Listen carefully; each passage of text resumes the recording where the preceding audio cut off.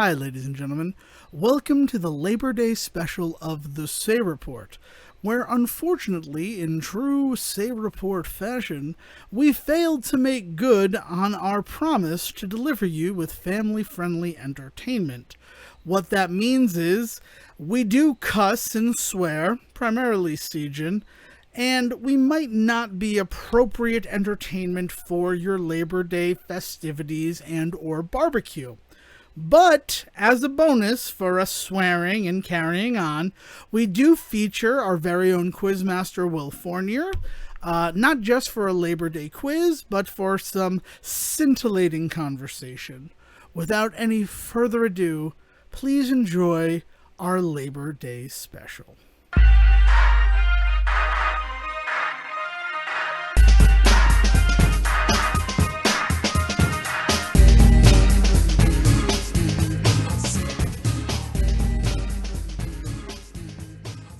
Hello, ladies and gentlemen, and welcome to the S.H.I.E.L.D. Report. It's a very special S.H.I.E.L.D. Report, but not a very special episode of the S.H.I.E.L.D. Report, which is a distinction that has to be made when you decide that once a month you're going to do a very special episode. Imagine if we were a podcast in the 80s. Or if you have a co-host that very frequently gets those confused. So, well, also time capsules are completely... We're not even talking about time capsules today. Yeah. I would like to, now that we're talking time capsules, and before the introductions, on Facebook, there is a group that I don't know how I got wrapped up in for the people who graduated the same year as me from my high school, which is Coventry High School. I don't know why I'm playing the vagary game. And don't be so coy. Sorry, I'm a little drunk. Let's do this. That's fine. And somebody got it into their head that we did a time capsule while we were in school, and they would very much like for there to be a 20th anniversary where we dig up this time capsule that they invented in their mind. Oh no, you know what you have to do now? You have to go out and bury something for this poor child. Poor sweet innocent child. I need to be like, yeah.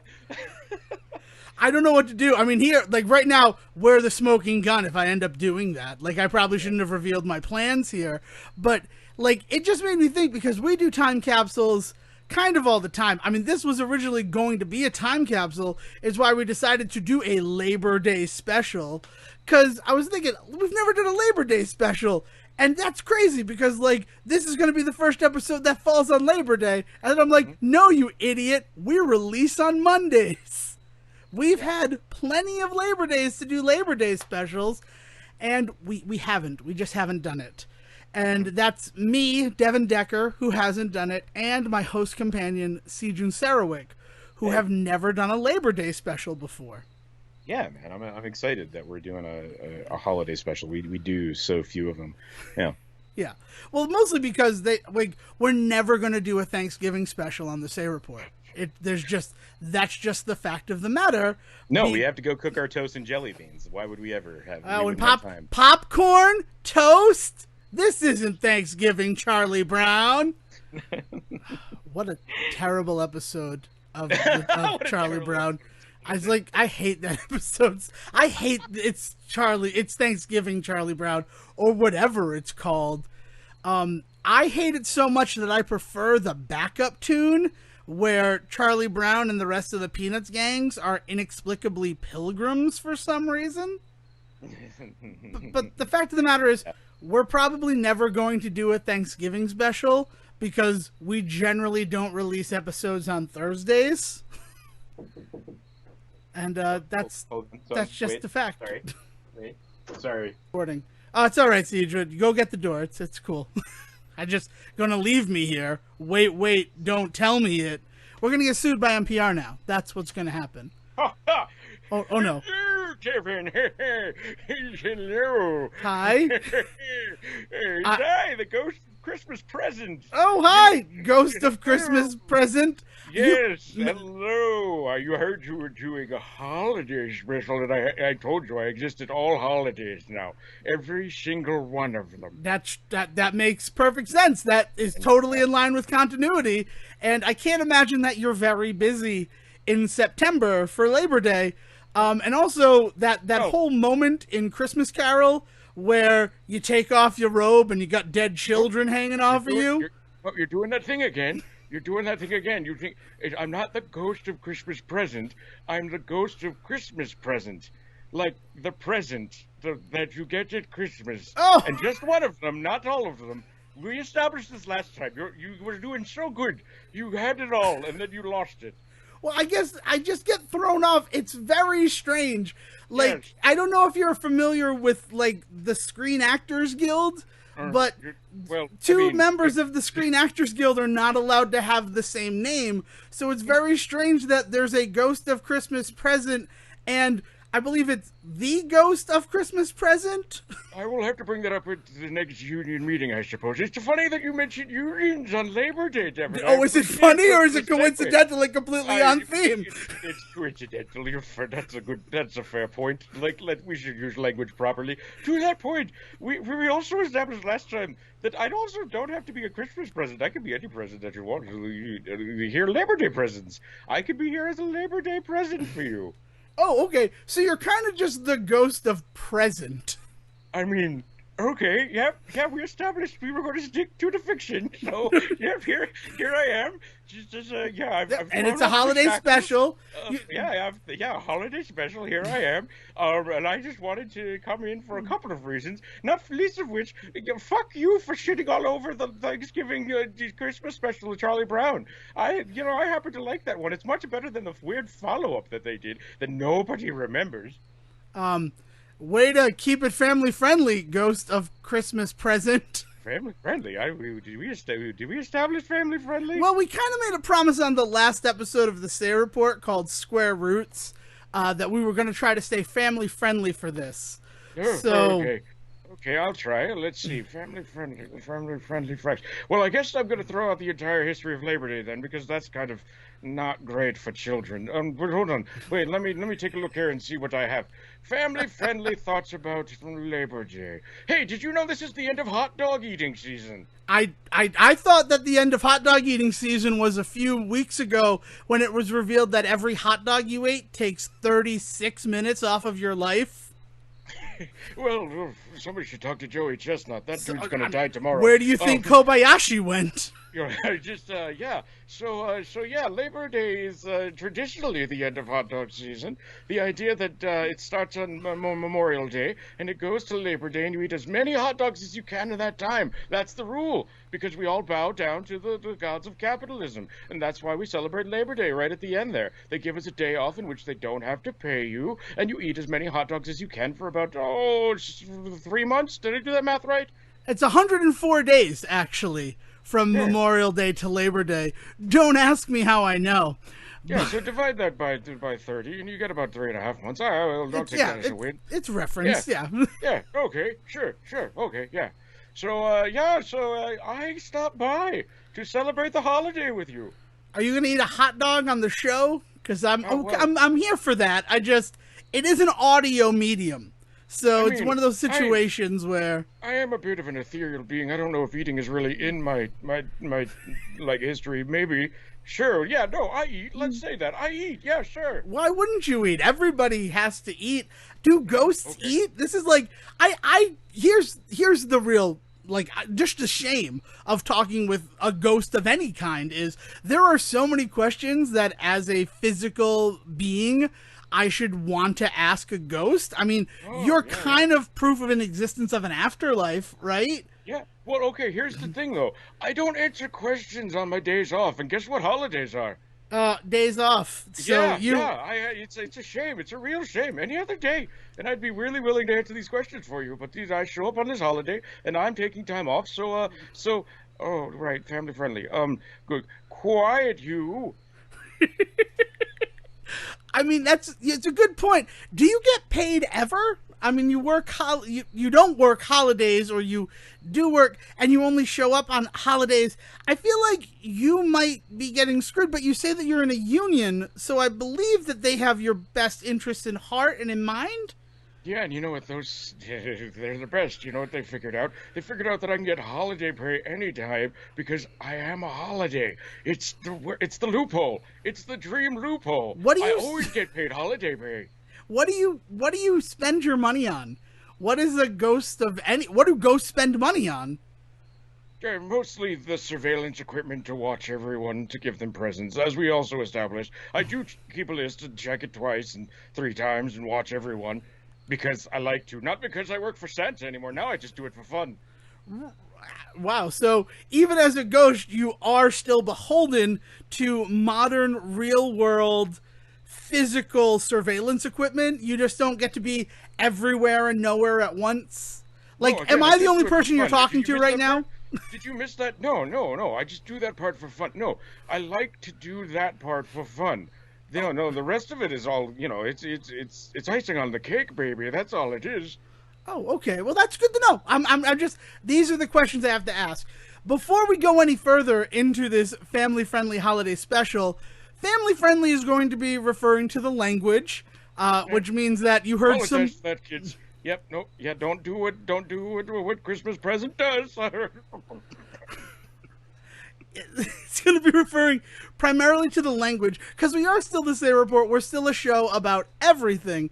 And one of the Labor Day traditions that I found is they call it Day Beer Day.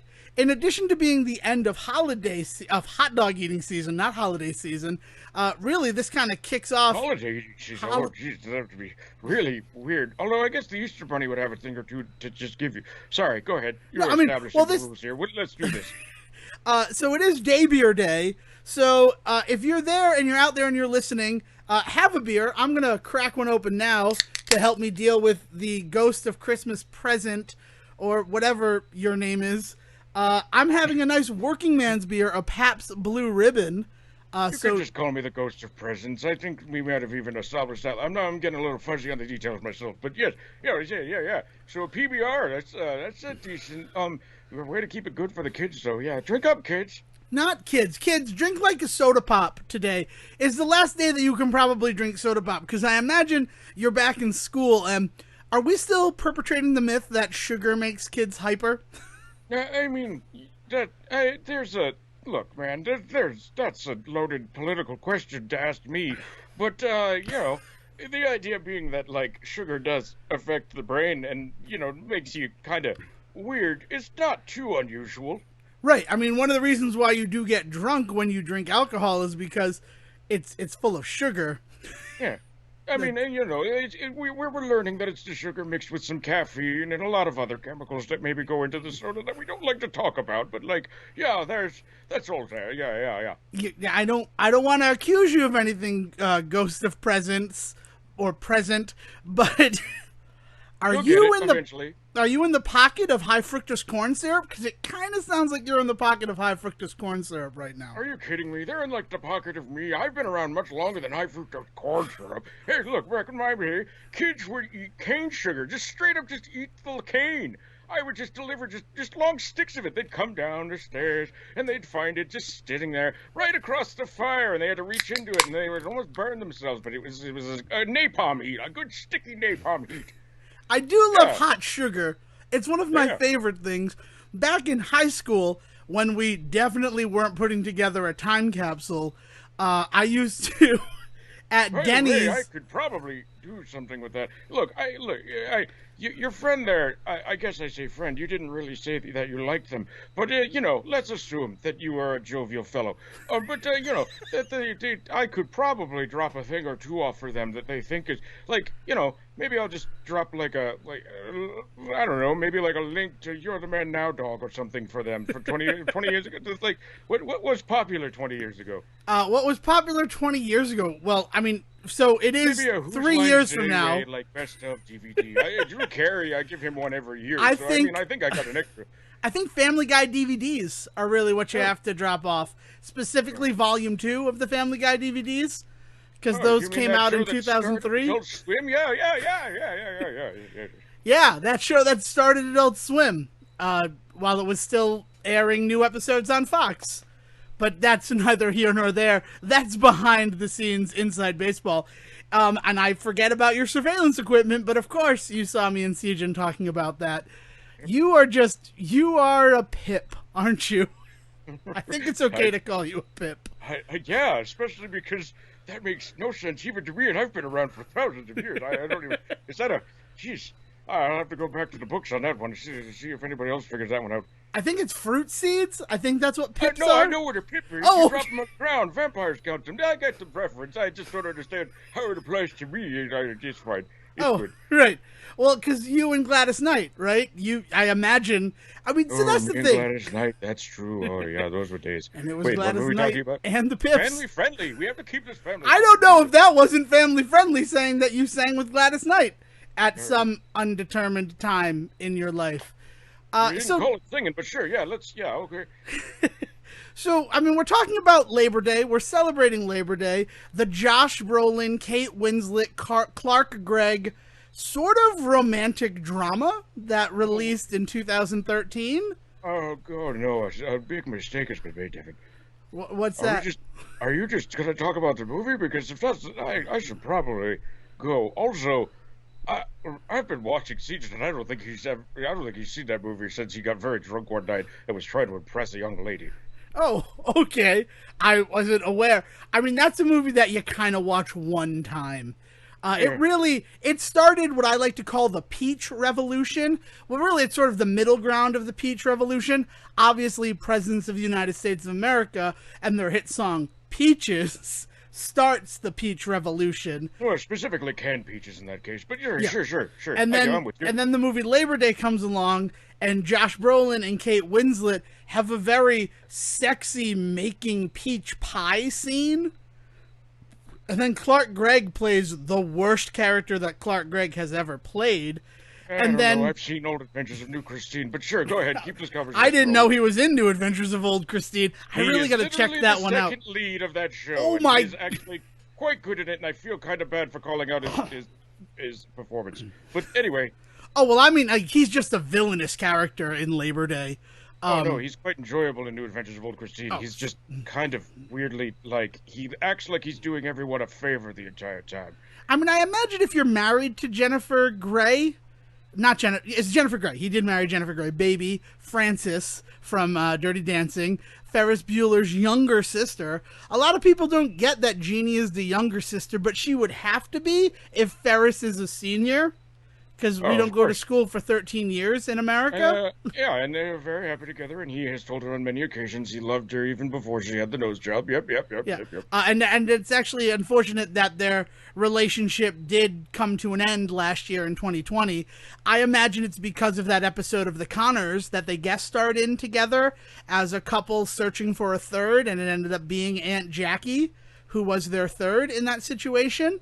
Because once you've had Laurie Metcalf, I imagine you can't go back. That's just my thought process. Family friendly.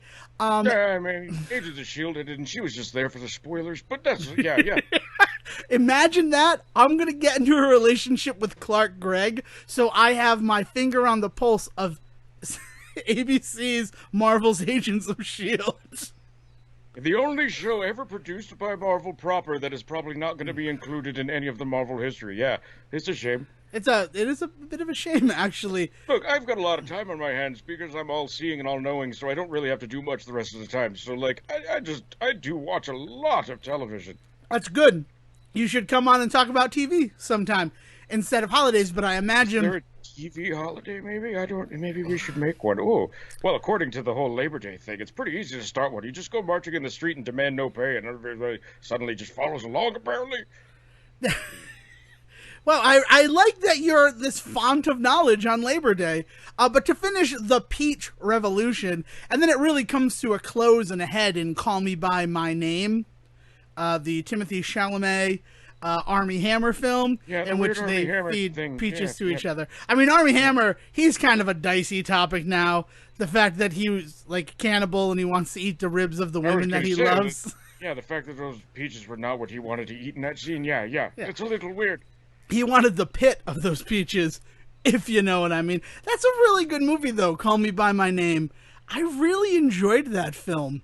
For what it was. I mean, look, here's the thing with the Armie Hammer stuff. If anybody really wants to clear the air, Armie Hammer's just kind of a dude with too much money and too much time. Who wouldn't at that point think, maybe I'll eat a guy? So, I imagine that most of the humans who have eaten human flesh, not out of necessity, but out of boredom, are rich All right. people.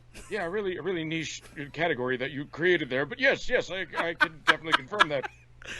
Well, you can with all your surveillance equipment, can't you? Uh, Yes, anybody out there that's ever eaten a person that didn't do it out of necessity or like a weird sick psychosis was really just kind of rich and bored. Yes. well, I mean, I don't know. I don't have the facts to back it up. Maybe this could be my thesis statement that I'm going to try to prove over the I next want to 10 read that years of my chapter on life. that one wrinkle about that dude on the soccer team that really enjoyed it. I really want to read that. I don't know. I mean, it's exotic. We can't. I don't know how to talk about this.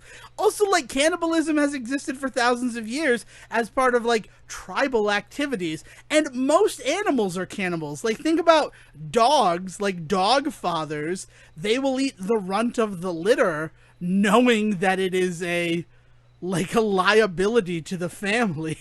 Devin, I have been around a very long time, in all of these years, and I need to tell you right now, as I begin to fade away, as we ghost off into the true Labor Day, it is my crowning achievement that I came on this show and got you to endorse cannibalism. Well, we all have to have goals in life, and I'm glad that I could have been part of yours. Yep, Again, I really would just like an answer to the question, am I the only being in the universe right now that you are interacting with, or are you capable of interacting with multiple people at one single time? I'm capable of interacting with as many people as I fucking feel like. Oh, sorry. As I fudging feel like, including you and young Sejan, who's on the floor pooping himself very frequently right now. Well, yeah, I imagine. So you take over Sejin's body for these moments, right? Yeah, You well, knock on the door. You're able to knock on doors. Is it like a Fallen thing where like no, think you like jump from more like body to body, or? no, more like a Gerard Way writing Negative Man when like he passes out and he gets to go to a perfect world and then he gets woken up from it and really it kind of messes with him because he gets ripped out of a perfect reality and back to this one. So enjoy that for the rest of the night. Thank you. I look forward to it, and I look forward to Doom Patrol coming back September 23rd to And that's HBO why Max. I'm really here. Yeah, September 23rd, everybody. Watch Doom Patrol. I'm here to just do that. That's what they sent me for that. Well, if anybody's going to do it, it's better than the test email that we all received, and that was fun for a moment there. Hey, give that kid a break. He's got a hard job there, and he's doing dang good as the intern. I think he is. I mean, he still has the job, right? By all accounts. You would know better than I would. He doesn't, but nobody needs to know that, really. Oh, wait, we're doing a thing. Yes, everything's great there. All right, good. I'm glad. So, any other Labor Day things that you want to do before I, send you away with the power of Christ to compel you to leave, Sejin, or? I mean, just mainly keep in mind that this was a holiday that, was created with the greatest intentions, but I think the idea was eventually people would probably start to get paid for it. The fact that they're not is, a little gross, but, you guys can bang that one out and, solve the world's problems like you do. Well, I appreciate it. I enjoy the endorsement. It's always a pleasure to talk to you. It's great when a knock on the door is you and not some sort of family emergency. So I appreciate you stopping by for our holiday special featuring Labor Day, not just the movie, though of course it came up in my researching. And with all due respect, the power of Christ compels thee. Give me back my coast companion, please. Oh, it hurts, but thank you. I love you. Bye. Bye, I love you. Hey, Siege, how you doing, man? You gotta clean yourself up or anything good there? All right. Where's my drink? While Siege is cleaning himself up, we're gonna go check out slices. a brief. Okay, we'll get you some orange slices. We're gonna get Siege some orange slices. Go get yourself a drink, and we will be right back with more Labor Day fun. Sloop John B, Beach Boys. We come on, Sloop John B, my grandfather and me. Around Nassau town we did roam, drinking all night. Got into a fight, well, I feel so broke up, I wanna go home. All right, and that was the stylings of Mr. Sejon Sarowick with Sloop John D. We've played enough so as not to be sued by the estates of the Wilson brothers, specifically Brian Wilson. It's very clever to say specifically when talking about a surf band. Welcome back to the Say Report Labor Day special. Devin Decker, host companion Sejon Sarowick. Say hey, Sejon. Yeah, and if hey guys, and if the Wilsons really want to talk about anything, like I live like 20 minutes from Lagoon, I'll buy you guys some tickets. I know you guys love that place. And as a special treat for Labor Day, we have a special guest, ladies and gentlemen, the quizmaster himself, Will Fournier. Will, welcome to the show and the special. Thank you, guys. Long-time listener, 17th time caller. Hey, Will, I'm just great like to be here. You know, it's fantastic that you're here, but I feel like I didn't get enough credit for that really deep Beach Boys cut. I'm just saying, like, they wrote like 5 songs about the place. All right, I mean, hey, Devin and I devoted a whole bunch to the Beach Boys one, and every day is all about Beach Boys. Yeah, we've given the Beach Boys their due. and I'm now, for the rest of this record, going to be singing Bare Naked Ladies. There you go. About Brian Wilson. Yeah, it was my fault for saying Brian Wilson. Specifically my fault. That's it. Specifically there you go. Am I like a sinner for saying that I think that they sound A-OK without Steve? Like their latest single is actually pretty fucking hot. Like I am. Sorry. Wow. By the way, Will, we're keeping things clean. I don't know if you heard. Devin put a leash on me and was choking. Yeah, it's time for that one. I think when talking about the Beach Boys, you're allowed just one. Yeah, it's like a PG-13 rating.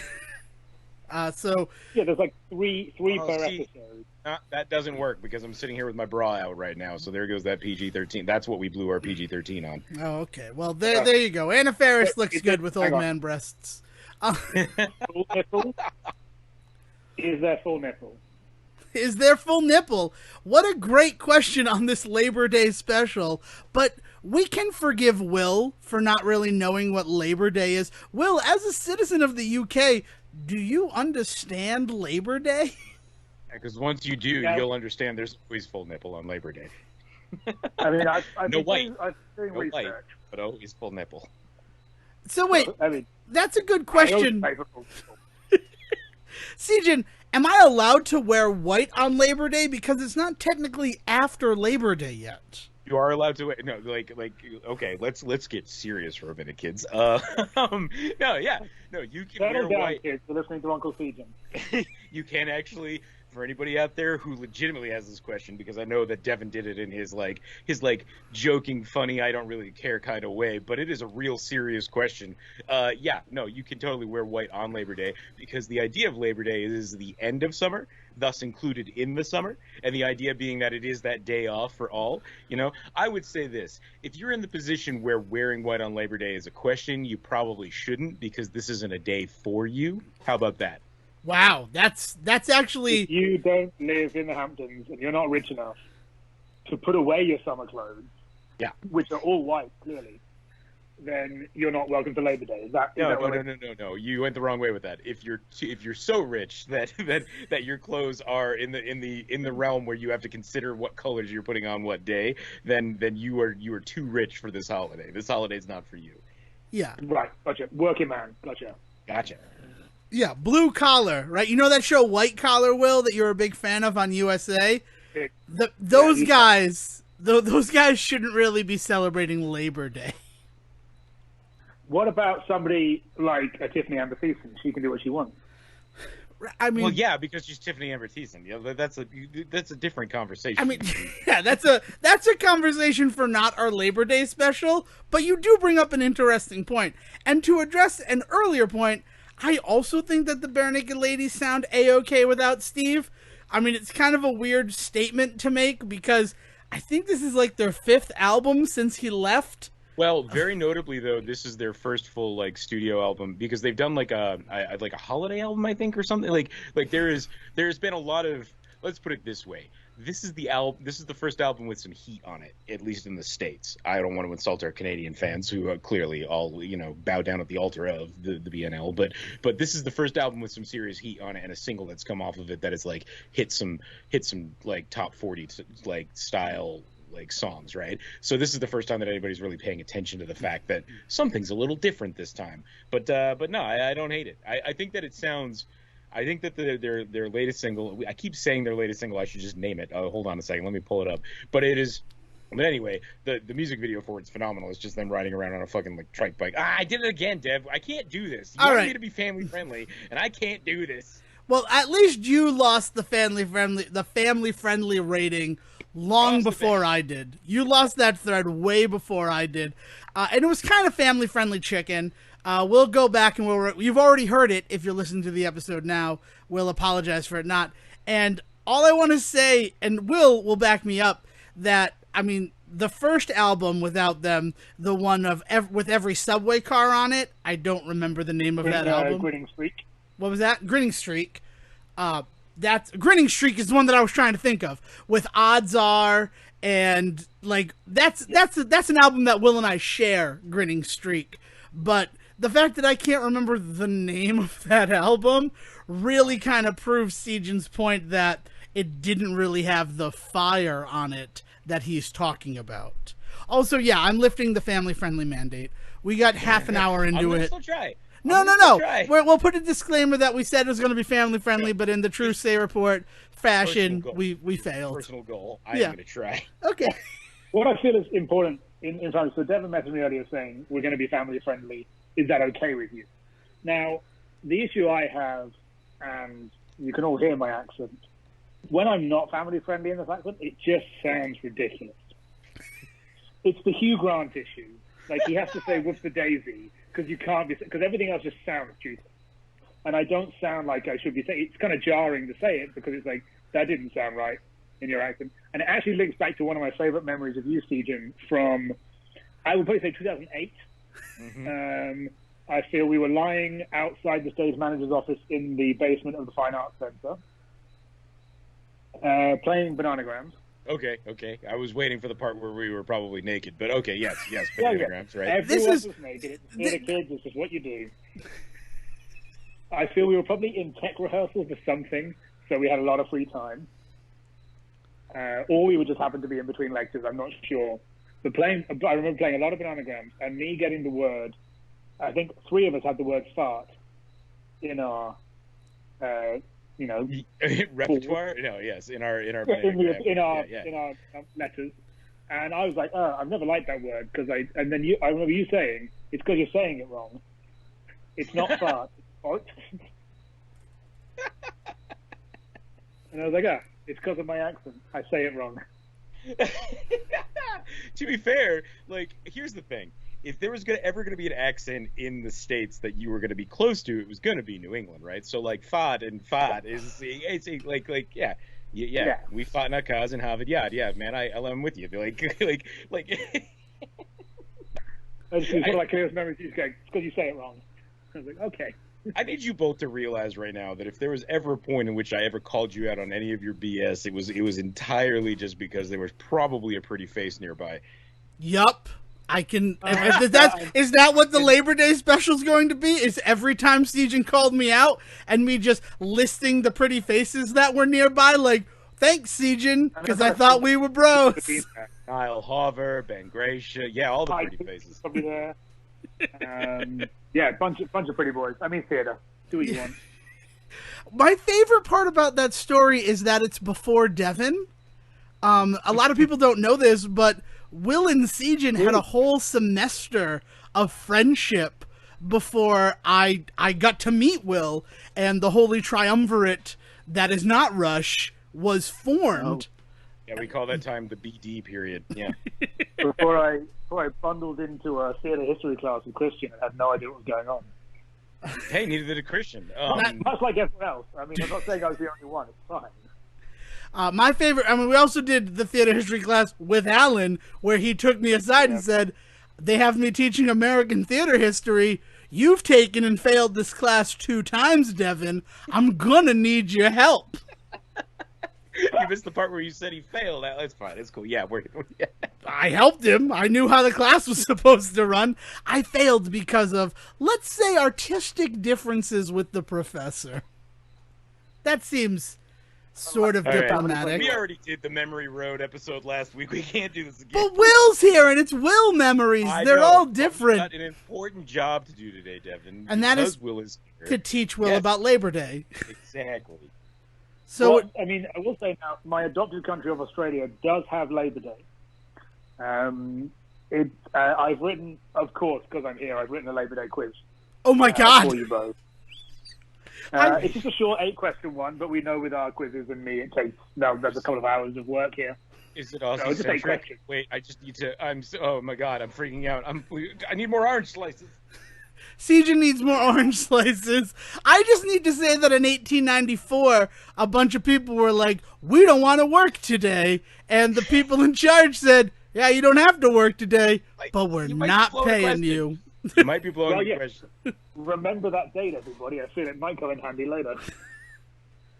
I need paper. Like, I'm not ready for a quiz. I didn't realize that inviting Will we can build into it. I mean, we'll chug a beer, we'll see what happens, and then we'll build into the quiz. You said we were going to hang out with Will and record it. I was completely ready to be humiliated on air today. So I've got paper, I've got pen, I've got all sorts of stuff. Oh, and not the scribbly napkin was my favorite feature moment. Will, this one's a candy box wrapper. Leave me alone. With all respect, Will, the answers to your Labor Day quiz are going to go on the back of my Hot Shots notes.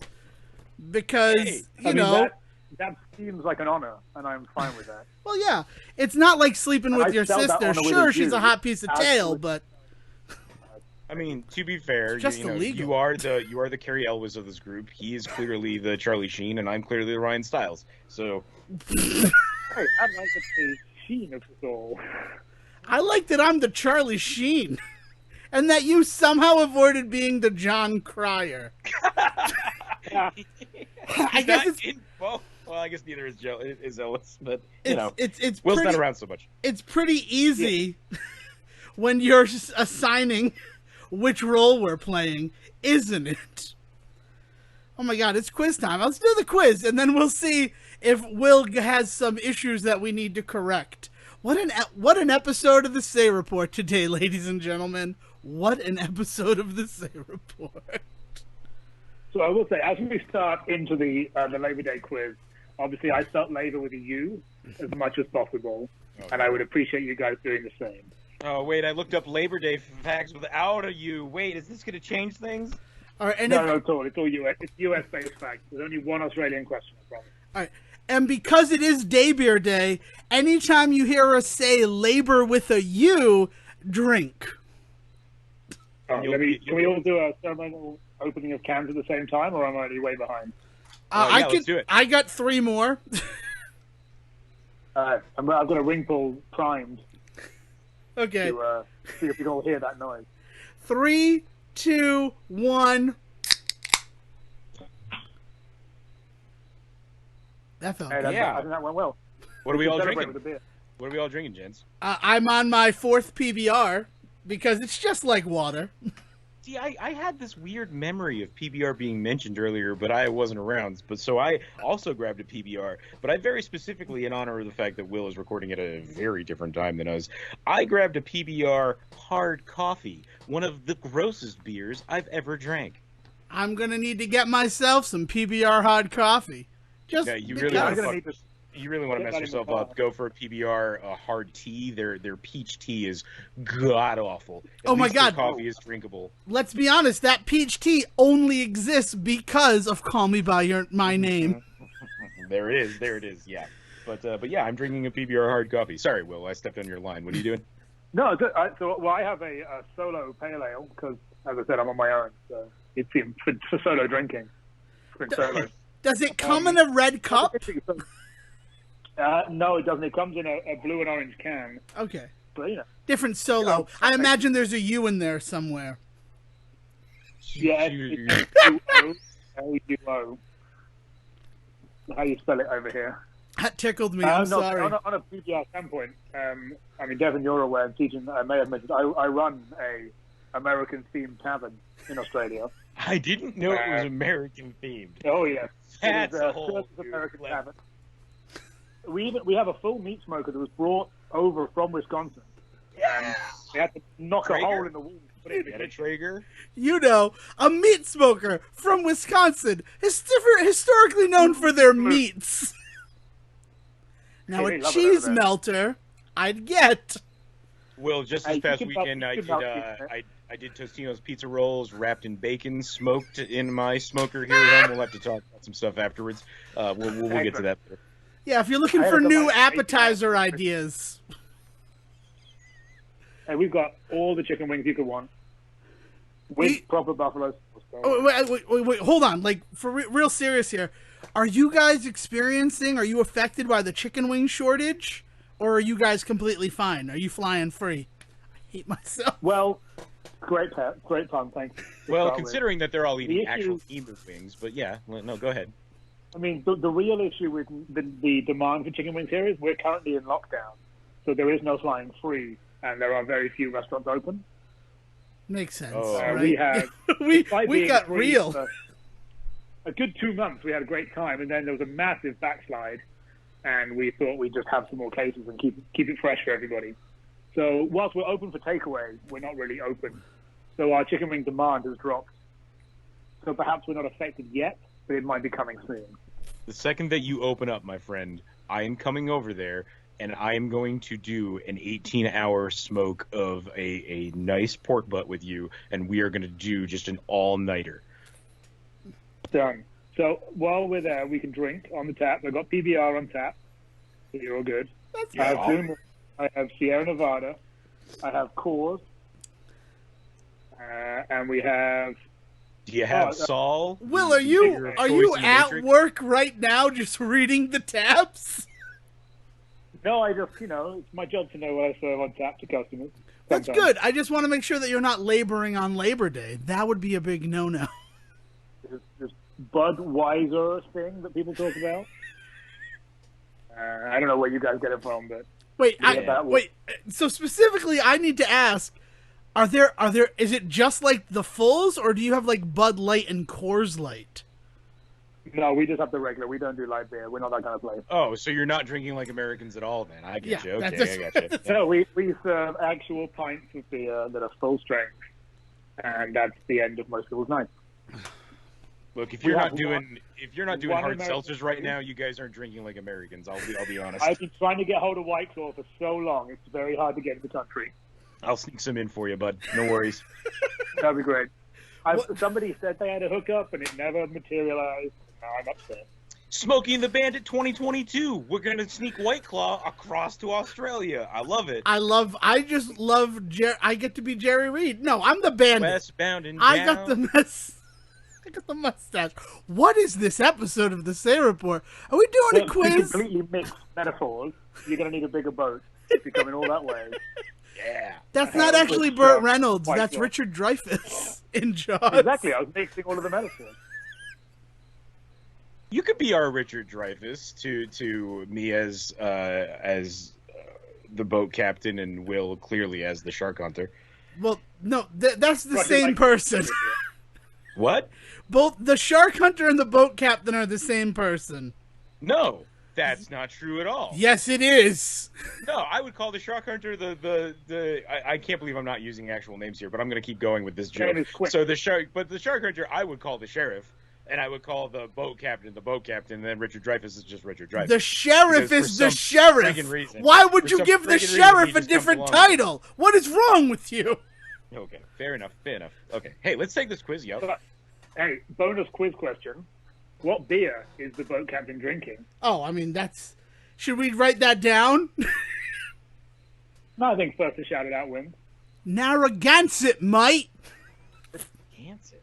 Exactly. He's got a can of Gansett. The wonderful Hello, bit neighbor. of the brewery. One time when I saw Jaws in a theater it was in July. It was like on July 4th. I went to see Jaws in theater. I snuck in a can of Gansett. I cracked it open right when Captain Quint popped it open. drained it and crushed it all in time with the movie. It was kind of the coolest drinking thing I've ever done in a movie theater. And I've done some pretty cool drinking things in movie theaters. I have so many. And I feel Gansett would be happy too. Yeah, all right. We really should have tried to get this episode sponsored by one of these beer companies we're giving free advertising to. For the record, Narragansett Beer wants to sponsor the Say Report. Like, call us, please, because, like, no other beer would I be happy with. That is the beer of the Say Report. I will call it right now. Stephen, here's your job, right? Your homework for this episode is to try to get in touch with someone at Narragansett Brewing and see if we can get some sort of swag for being the Say Report. And if you're a listener at home, then tweet to Narragansett Beer that the Say Report is worth their time, right? It wouldn't be Labor Day if we didn't give you some labor to do. Will, and one you of them have the flies floor. home frequently only for you and not their family. Yeah, sorry, go ahead, Will. If they'd like to ship Narragansett to Australia, that would also be great. Because they don't, and I really would like them.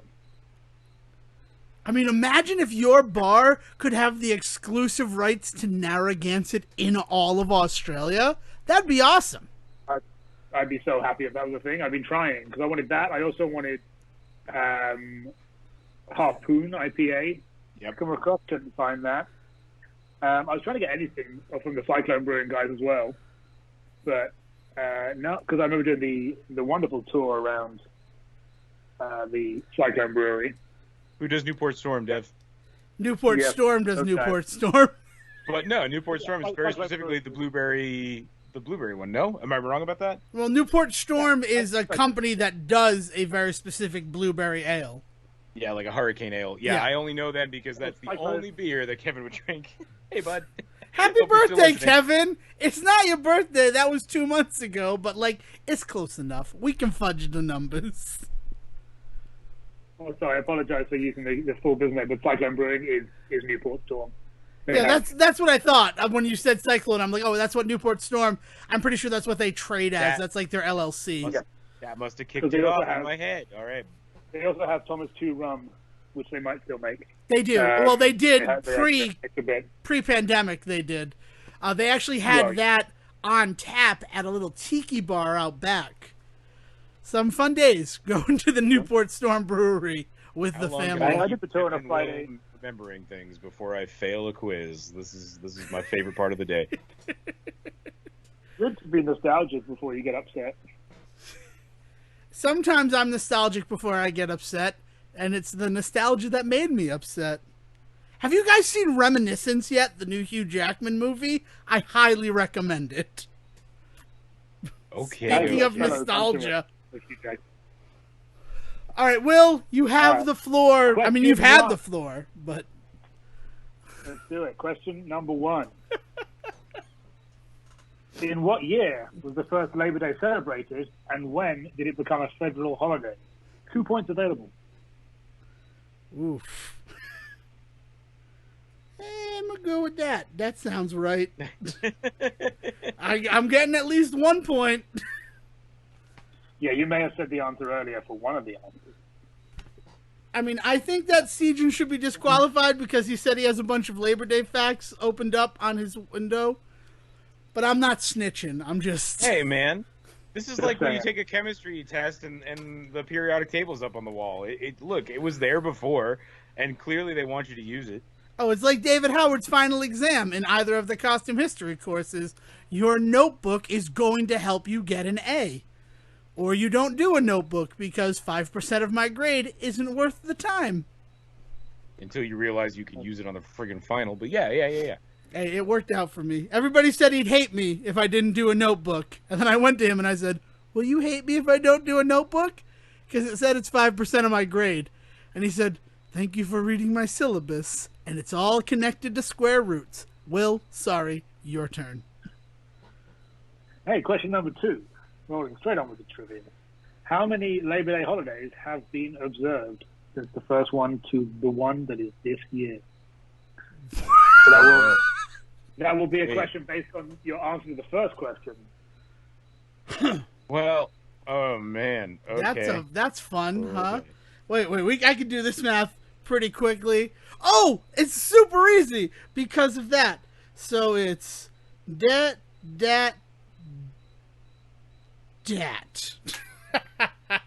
Can we go like plus minus 1 for an okay answer if someone doesn't get it spot on?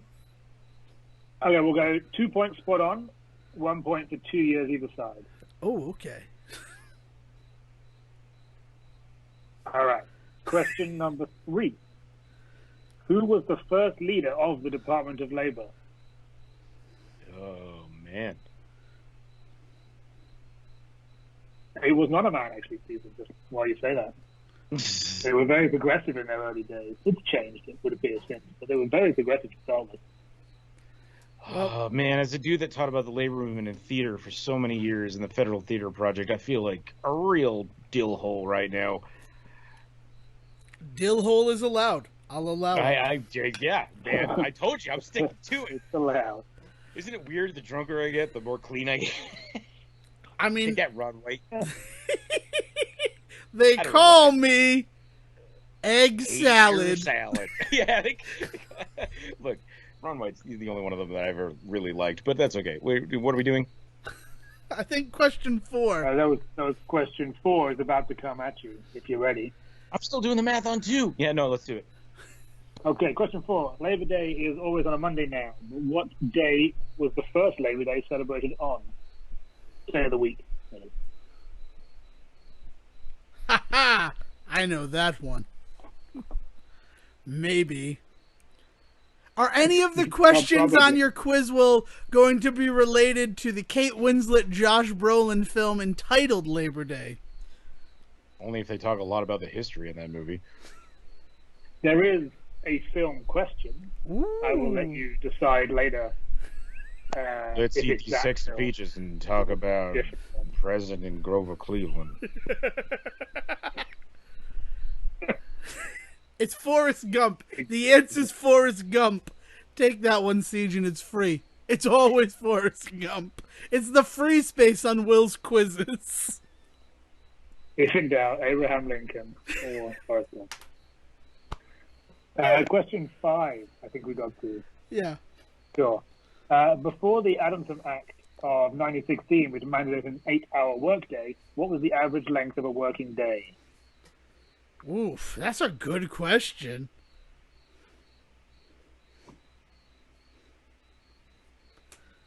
I like that question. Cool. I mean, you're welcome. I found it on a...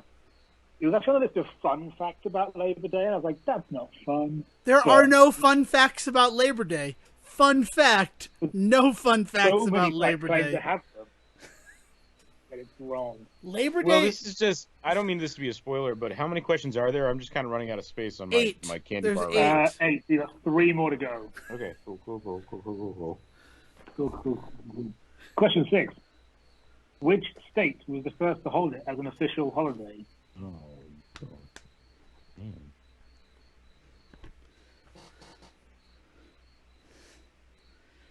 I have 2 choices for that one. I hope one of them's right. I don't know what I'm going to read when it comes down to the moment.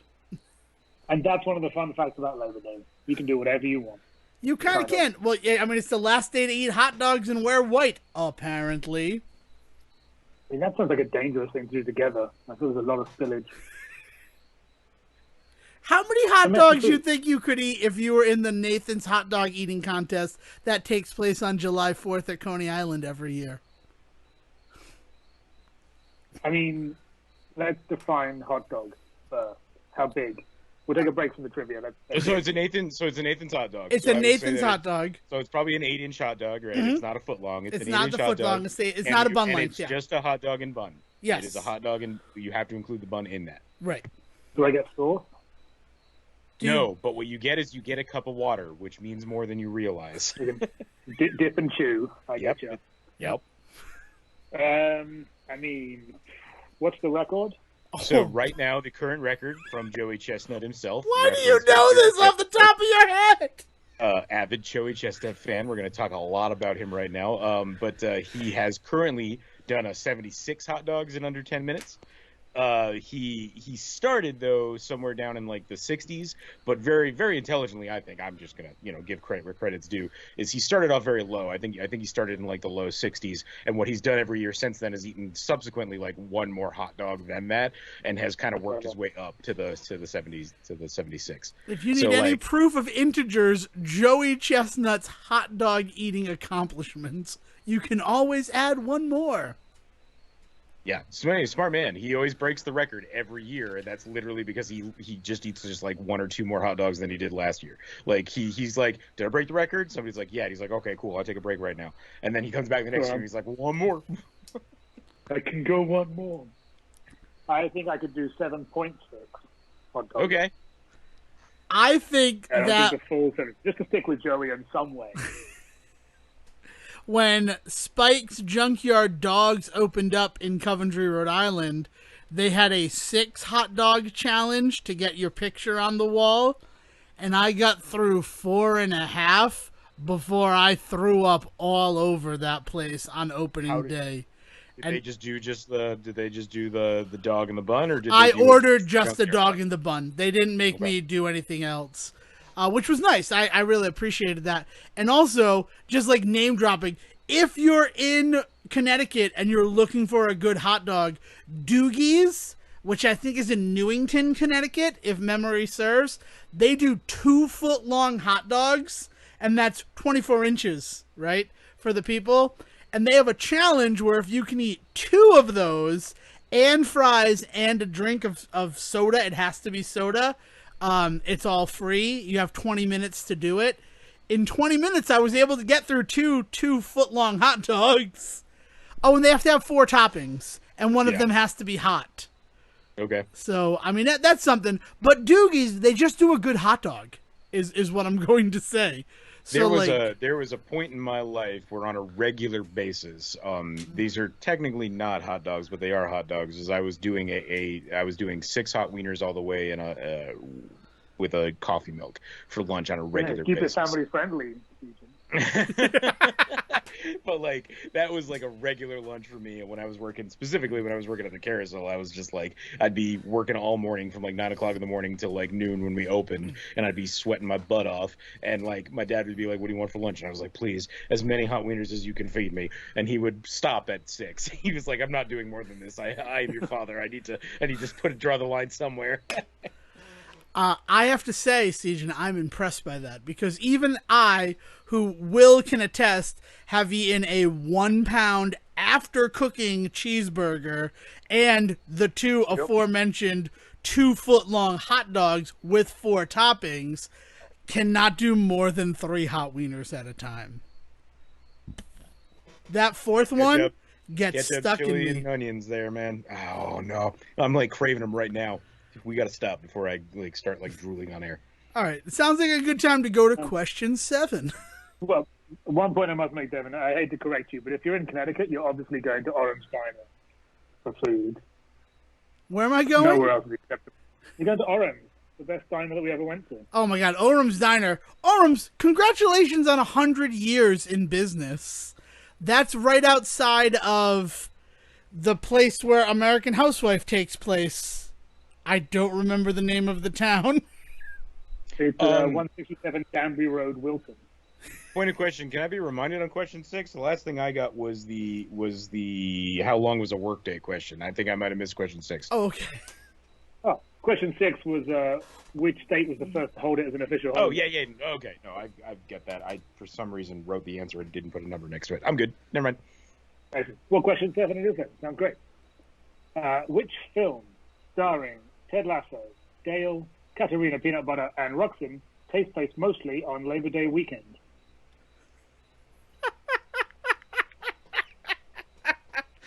Oh, man. Happy 10th anniversary to this film is what I'm going to say. I thought I'd make it, workoutable, but I enjoyed. I figured the actors names are too easy, so I have to go nothing too complicated, but enough to keep you busy. They're at least, I mean, Sejan should know who 2 of those actors are. I'm with you. I'm trying not to be too over the top this time, because I'll be honest, I'm feeling pretty good about this quiz, but I'm not gonna push it. I got to tell you, this might be the quiz where you win, Sejin. I don't think that's the case. Before question 8, I would like to just inform the listening public and my 2 host companions for this episode of the Say Report that I spent 4 hours today playing River City Girls in an attempt to get 100% completion of the game. Succeeded. 3 hours and 53 minutes in, we 100%ed the game. 2 full playthroughs of it. So I didn't do any Labor Day prep that I was supposed to do. So, Sejin, this could be your time to shine, big guy. Well, I mean, it may all hinge on the final question. That's a good point. Question 8. When is Labor Day celebrated in Australia? See, there, I knew it was coming. I knew it was coming. It has to be. Now, I got this. So you're aware there are 6 states in Australia, and for some reason, in 2 days, 7 states in Australia. ACT doesn't really count. They celebrate it on 3 different days based on which state you live in. So there are 3 answers here. I would accept all of them. Oh, so just for clarification, if that's allowed, Sejin, will you allow me to ask for clarification? No, please do, for my own sake. So is Labor Day not a floating first Monday in a month holiday? It has actual factual days assigned to it? No, you are correct. It is a Monday in a month answer, but for ACT, which is Australian Capital Territory, New South Wales, and South Australia, it's on one day.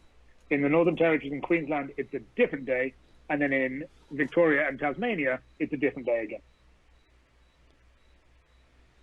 All right, So I think I'm gonna stick by my original thought on this one.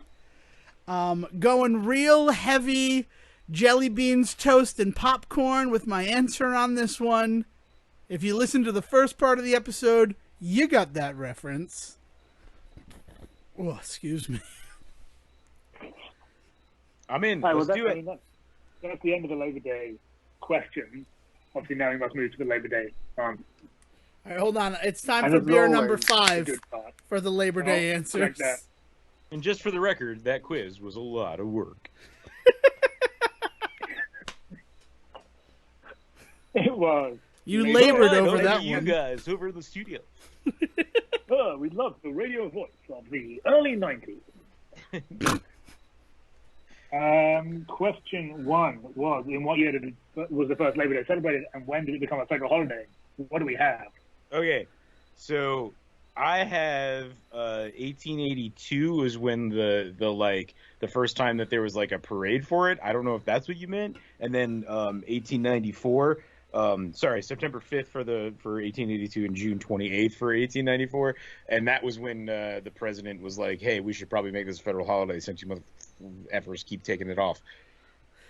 So I put down 1886/1894. So it is a full 2 points to Sejin and 1 point to Devon. It is 82 and 94. 82 is when the parade happens, when like New York was like, "Yo, we're just gonna take the day off and go on strike." And then somebody was like, "Oh, you want to go on strike this time every year?" And everybody there was like, "Yeah, let's do it." We'll go on strike for 1 day a year. And one guy in the back was like, "You know, it'd be good if we got paid on this." Shut up, you. What if we all did it? No. Well, that first parade apparently was an absolute bust, and like 200 people turned up, and no one really cared. Yeah. And then 2,000 workers from the jewelry area showed up, and it became a party. And then 20,000 more people showed up, and everyone got drunk. And that's why we call it Day Beer Day. All right, cool. All right, question 2. How many Labor Day holidays have been observed? My math is terrible, man. 227. I put 225. It's 139. Well, we were both wrong. 18. 18 to 20. 1882. Oh, that would have been 280. I had 125, and then I was like, no, that's not right. It was 1800s, and now we're in the 20s. I'm an idiot. I messed up. I'm like, oh, so 18. It hasn't been 200 years. And then I like the 27 is because Dale's 27 and she was born in 94. Man, no points. Say report. Bad at math. I was saying I was bad. Look, I was still working on question 2 when you asked question 4. I already admitted that. I'm not going to hide behind it. Not having the 1882 correct already messed with it. And so I'm like, let's go off of 1894. I know that, at least. But hey, at least now you know there was only 139 years since they made 2. Question 3. Who was the first leader of the Department of Labor? I put my girl Fanny. I don't remember her last name. I wrote Mary Todd Lincoln. It was originally Horatio Hornblower, but then you said it was a lady. I will be accepting my girl Fanny to give her a full name, Frances Perkins. Yeah. So yes, it is indeed that wonderful woman. She was, and pardon my language on this Labor Day, a real hard ass. She did a good job. It seems you want all of the fun facts said about her. I'm going to lose this quiz, Sejan. Congratulations. She does straight come out of theater history because she also gets to be like she gets to be a real leader and like leading like the federal theater project and the fact that like artists should maybe be paid too, and then like she gets accused of being a communist because a bunch of the theater people are like, hey, maybe the government being involved in things is not great, and it's just like, hey, the government paid for you to say that, so maybe shut up. It's a weird time. The government paid for you to kill Lincoln. John Wilkes Booth. He was an actor. That's what I'm going for. It's not true. Please continue with the answers. You're off by about 400 years, but yeah, go ahead. I'm not off by 400 years. Lincoln died in the 1800s, didn't he? How 40 years. 40. See? I'm off by 2 score. Out of 4. You scored. Oh, man. Okay. Okay. Well, question 4. Labor Day is always a Monday now, but what first day of the week was Labor Day celebrated on? Thursday. My answer was not a Monday. I mean, whilst correct, I don't think I can give it to you. Oh. It was on a Tuesday. Damn, I knew it was one of the T days. Married on a Wednesday. It ended in a Y. All right, question 5. Devin's favorite question. Before the Adamson Act of 1916 to mandate the 8-hour workday, what was the average working day? 14 hours. I said 12 hours. Dang, 12 hours it is. I told you, Sejan, you're going to win this quiz. And not because I threw it, because I didn't prepare anything. I really thought we were talking about that Josh Brolin, Clark Gregg movie. Look, I got a real thing for labor laws. Like I have a real issue with people that abuse them, and by people I mean companies that abuse them in favor of their employees. It's a fetish of mine. Anyway. And I'm the one who suggested a Labor Day special? Continue, Will. I'm sorry. Oh, good. Well, question 6. Which state was the first to hold it as an official holiday? I couldn't think of the official holiday, but I said New York because they were the first ones to have a parade, so take that. I said Delaware because Delaware is where all the credit card companies are. In the words of Dido, I will go down with this ship. New York were second to officially recognize it. The first was Oregon. Oh, thank God it wasn't Connecticut. That was the other thing I wrote down. No, you were okay. It was. You were wrong either way, Devin. Whatever you did, it wasn't correct. Question 7. Chance for Devin to redeem himself. Which film starring Ted Lasso, Dale, Katerina Peanut Butter, and Ruxin takes place mostly on Labor Day weekend? Can I go first because Devin probably actually get it? Yeah. Yeah. So I'm going to say my number 1, and this is the thing that I put down. I put down Hall Pass. Is that right? No. Okay, the other one that I put down was going the distance. Also not right. Okay, well then Devin was wrong about it being so many years ago.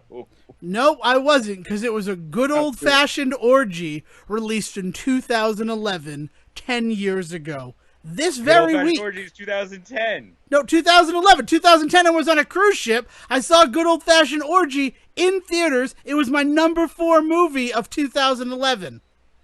Good Old Fashioned Orgy was a Sundance film in 2010. But oh, I'm sorry. I don't live in Utah and abide by Sundance. Maybe it came out in real ones. Yeah. Okay, fine. I got 2011 here, I'm afraid to say.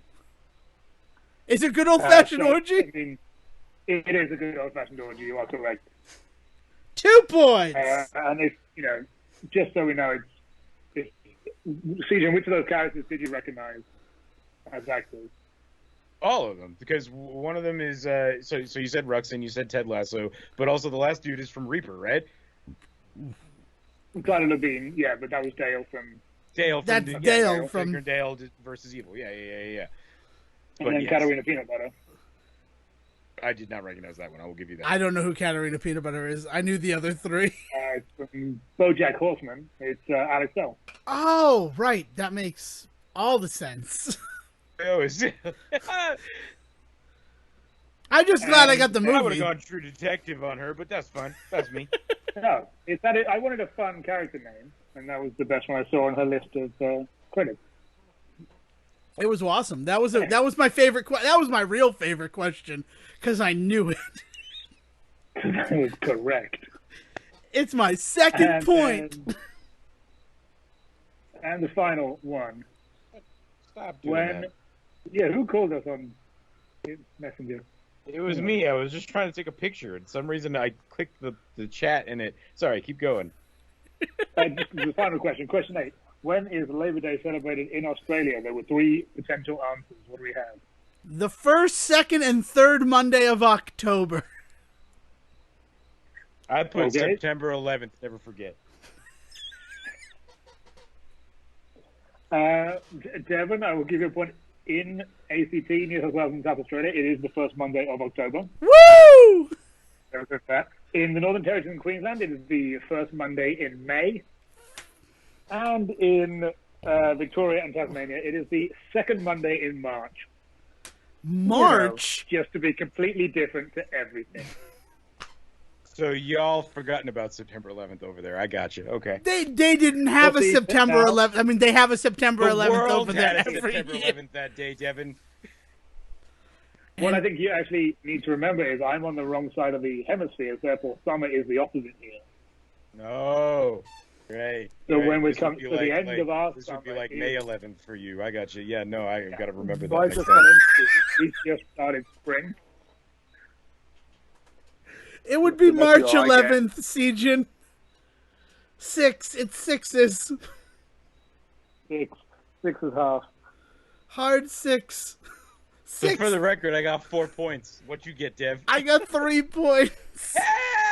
Look at that. Congratulations. Hey, so I beat Devin, but I didn't beat my average.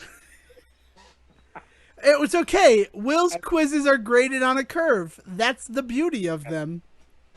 They're graded based on beers, drunk, and they report skill. Oh, man. Oh, if that's the case, do I get 5 extra points? Ouch. I don't know. How many promises have you kept so far? 0. We kept 0 promises with this episode. We had Will, we had a singing Sejan, but neither of those were promised. You both get a bonus 0 points. So, win. Congratulations, Sejan. I'm very happy for you.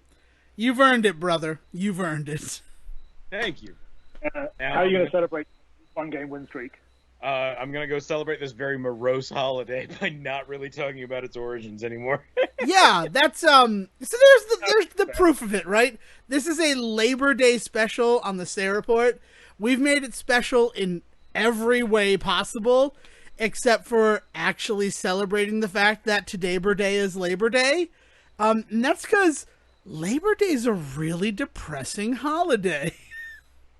Yeah, I don't like there's the secret for you, Will. Like you want to know what Americans do on Labor Day. They do everything they can to forget about the fact that Labor Day is the worst version of a holiday ever created. It's Well, we have one of those over here. We have what is known as Apology Week, when the white colonials apologize to the indigenous Australians. I mean, at least in some fashion that feels like I don't know, maybe necessary is not the right word, but like there's a method to that madness. Whereas like Labor Day, the entire thing is, hey, we're gonna close down the office for a day. Are you gonna do anything for us? Like even just pay us? Nope, not even gonna do that. We're just gonna ignore you for one extra day a year. You do that on 5 other holidays. Thanks, bro. It is nice having a day off in September. I'll say that. I mean, you guys work in different industries now, I guess, but Devin, surely working for an education establishment, you earn quite a few days off. I mean, I really only get the bank holidays. I don't get the breaks. Like, that's one of the weird things about it. And it's actually something that disappoints me because I have friends who, based on their jobs, are in the Harvard Union for, like, the secretarial staff. And they get a full 2 weeks off paid at the end of December when nobody's in classes. Yeah. And I don't. I have to go into a cold, empty building and wonder what I'm doing with my life. I will say that, like, I can't speak to the rest of the world. So, you know, Will, you as our wary traveler, maybe you've got more input on this, but in the United States, like, things are getting better. Like, in terms of labor, in terms of acknowledgement of the necessities of labor, like, we are working on it in a very productive way the last couple of years that I am, you know, like, I wasn't joking when I said earlier, like, I get super invested in this stuff. Like, as somebody that was a TA for, God, almost a decade, and realizing the ways in which, like, TAs and unpaid interns and all of that are really kind of abused in terms of labor laws and the ways in which rules are bent and broken. Like, I got more acquainted with that stuff than I probably should have for my own sanity.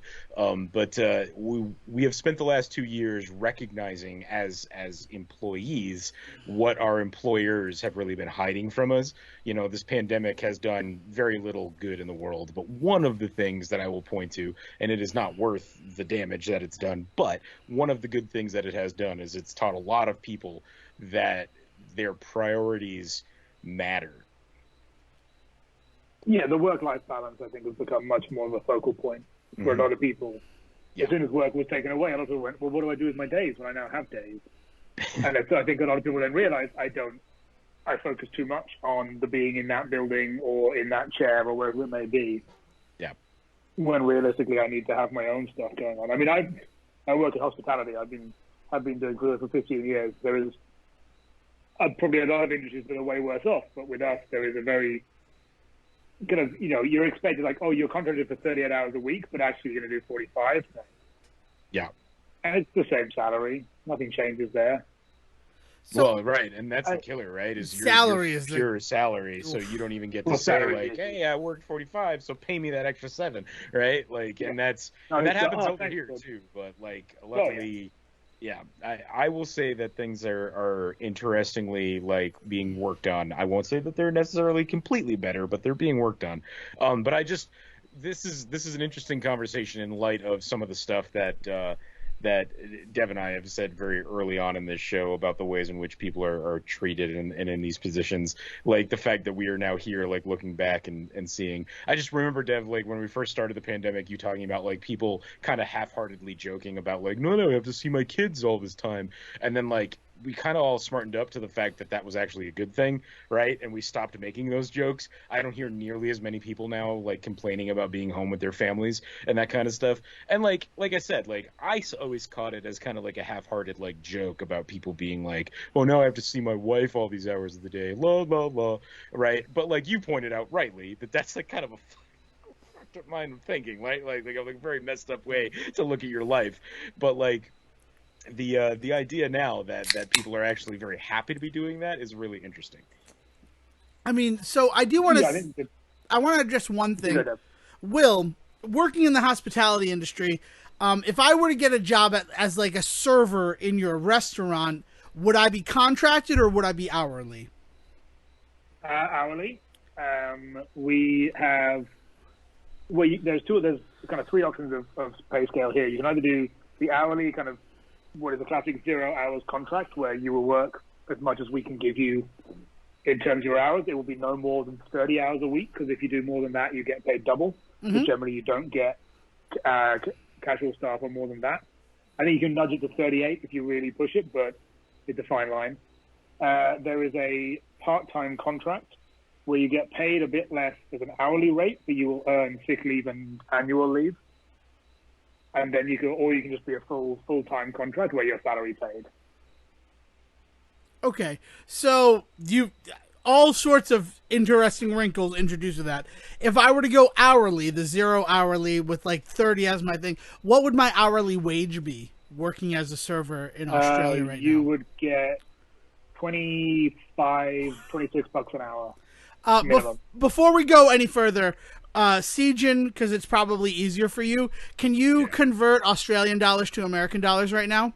Because yes. Yeah, I need to know, because that $25 made me almost piss myself, and not because I'm 6 beers deep almost. $26 is going to be in the $18.50 an hour here. Okay, so Sejin, how much servers make? It's going to vary literally day to day, but like you're talking about $18.50 to $20 an hour here. Yeah, so let's go with $18. Let's err on the. If you work past 10 p.m., you get more. If you work past midnight, you get more. You automatically get more if you work in, like, I guess golden time hours is what you're telling me. Yeah. So so one of my staff comes in and they're working a 6 p.m. till midnight shift, or 6 a.m. till 1 a.m. shift. Between 6 and 10, they will get paid, say, $18.50 in U.S. dollars. Yeah, U.S. dollar, $18.50. Between 10 to 12, you'll get maybe $20, and then after midnight, it would go up to, say, $21.50.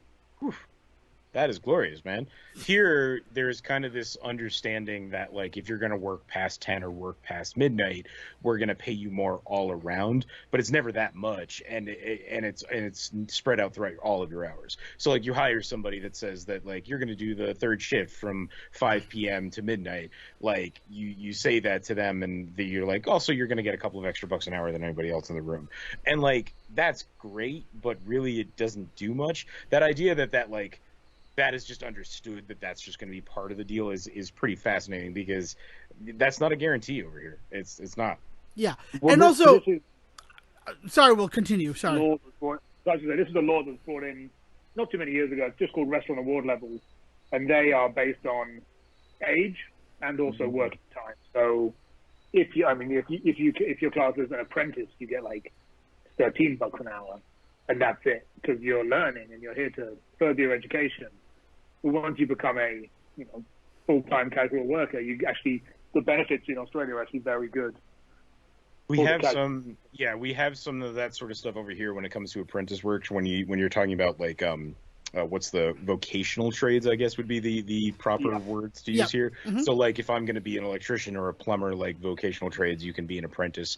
But I will say that even that gets paid like mucho, like money, like $28 to $30 an hour, depending on what trade you're in, right? So it's like it's a huge deal over here to be considered a quote unquote apprentice, and you're only that for so long until eventually they decide to just make you. So it could literally be like, I've been apprenticing with my dad since I was 13. Now I'm 16, so now I'm full on. Like it's arbitrary, but it does exist. And I think that's kind of the big difference, right? Is everything that you're talking about that is like legally defined over there,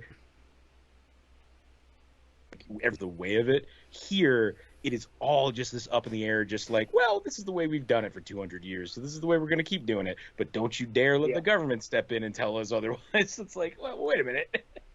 Yeah, I mean, like, that's just the thing, because with hospitality works, like serving here in the States, you're making $2.13 an hour, I think, and with the expectation that tips are going to get you up to a living wage. And even then, the idea of a living wage in the United States of America is so fucking off the rails. in terms of inflation and what a person needs to live in this country. That, I mean, it's one of those things where I'm actually legitimately interested to learn that the second Monday of March, the first Monday in May, and the first Monday in October is a celebrated Labor Day in Australia. It's something that I never knew, so I thank you for that information. But, like, it's weird that we celebrate labor in America, considering how poorly we treat some of our workers.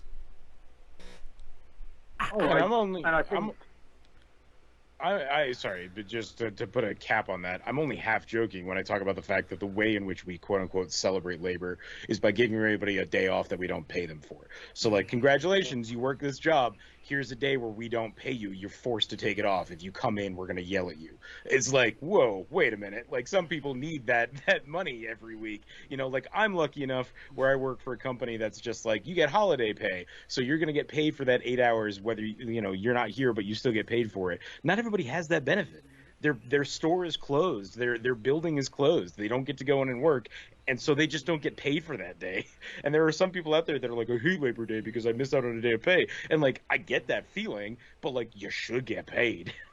I mean, there's also the fact that for some people, they have to labor on Labor Day, right? Yes. All these essential businesses, as we've categorized them during the pandemic, things like hospitality industries, specifically what Will works in. And Will, I'm not, it's just, you're an interesting resource considering, I mean, I work in education, Sejan works in customer service. You kind of bring that hospitality pillar to the conversation.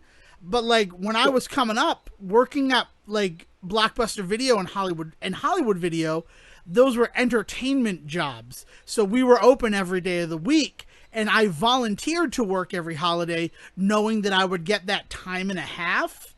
And, like, other people are like, I don't want to work. It's a holiday. And I'm like, yeah, I'd rather get that extra half of my wage for the hours that I work that day. Which is also not a guarantee. I used to work for Netflix, and I would work on holidays, and they did not pay time and a half on holidays. Yeah. At least not all of them. No. I will say that I think they might have for, like, Thanksgiving and Christmas, only because if they didn't, they'd have no workers. Like, people would just take the time off. But other than those 2 days, like, Labor Day is not a day, a time and a half day in most businesses out here where it's right to work. Yeah. I mean, you'll find a similar over here. In that, like, if you work what is a public holiday or, government kind of federal holiday, as a salaried member of staff, I will earn a day in lieu.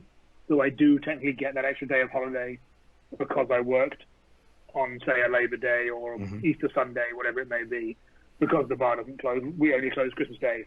We're open the rest of the year. So there are kind of potential to earn an extra 6 or 7 extra days off a year on top of my already kind of annual leave that I earn just from working. But then as a casual staff member, you will get that time and a half, if not more. And we had this interesting thing that hits, I mean, across the world sometimes with those kind of fixed point days when they say, okay, so the Easter Sunday is always going to be a day off, but then you get the Monday off because Sunday's already a day off. Yeah. There's kind of a few of those that drop in and out, like New Year's Eve happens sometimes. New Year's Day is a Sunday. Oh, we'll give you the Monday as an extra one. I think the other thing that's really interesting, and like you guys can both kind of speak to this because it's so weird, the difference between just New England and then Ohio and then Utah, is that when I take a day off because of the holiday, or if I take a day off extra with a holiday. So, like, for instance, this weekend, I took a couple of extra days off last week because I just had some family stuff to take care of, and the idea of a 3-day weekend turning into a 5-day weekend was kind of a sweet idea. And I haven't taken a lot of time off this year. Why would I took you? a whole bunch of time off, right? So I have this extra time. I'm going to take it. It's not going to roll over, blah, blah, blah. But the guilt that I personally felt about taking in a couple of extra days, on top of that, a couple of people kind of calling me out for it felt kind of gross, right? And, like, that idea. And, like, I remember being in Ohio and there being days when I was like, I'm going to take this Friday off before spring break. And there being some people that are just like, as a teacher, you really should be there. And I'm like, my students aren't going to be there. Why should I be there? But anyway, like, not everybody was that way. And, like, it felt okay.